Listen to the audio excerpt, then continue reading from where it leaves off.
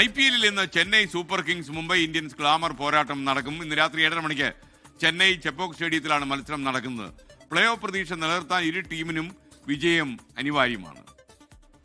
സഞ്ജു ഷോയായി മാറിയ വാങ്കഡെ പോരിന് ശേഷം ചെപ്പോക്കിൽ വീണ്ടും ചെന്നൈ സൂപ്പർ കിങ്സും മുംബൈ ഇന്ത്യൻസും മുഖാമുഖം. സഞ്ജു സാംസന്റെ സെഞ്ചുറിക്കരുത്തിൽ 103 റൺസിനാണ് മുംബൈയെ അവരുടെ തട്ടകത്തിൽ ചെന്നൈ നാണം കെടുത്തിയത്. സീസണിൽ പഴയ പ്രതാപത്തിന്റെ നിഴൽ പോലുമല്ല 5 തവണ വീതം കിരീടം നേടിയ മുംബൈയും ചെന്നൈയും.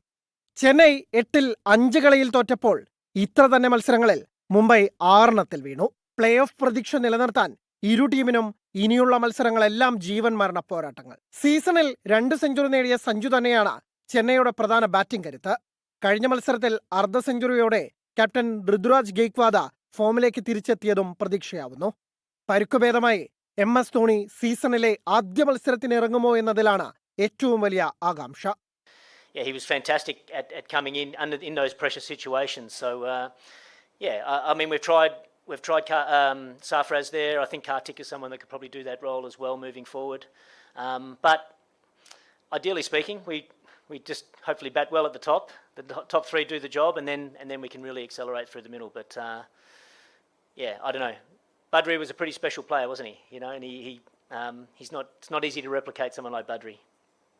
മുംബൈ ഇന്ത്യൻസിനാകട്ടെ അടപടലം പാളിയിരിക്കുകയാണ്. സ്വന്തം മൈതാനത്ത് 243 റൺസ് പോലും പ്രതിരോധിക്കാനാവാതെയാണ് ഹാർദിക് പാണ്ഡ്യയും സംഘവും സൺറൈസേഴ്സ് ഹൈദരാബാദിനോട് വീണത്.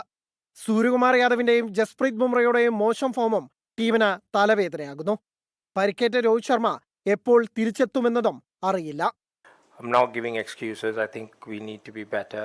We haven't been able to play our best team all the time. We've had injuries. We had few rotations which we had to kept on doing. We've struggled with that few times, but like I said, we take everything into count and say that we haven't played consistently good enough cricket. വാങ്കഡയിലെ തോൽവിക്ക് കണക്ക് തീർക്കാൻ മുംബൈയും ജയം തുടരാൻ ചെന്നൈയും ഇറങ്ങുമ്പോൾ പതിവ് പോലെ IPL El Clasico thrilling ആകുമെന്ന് കരുതാം. Sports desk 24.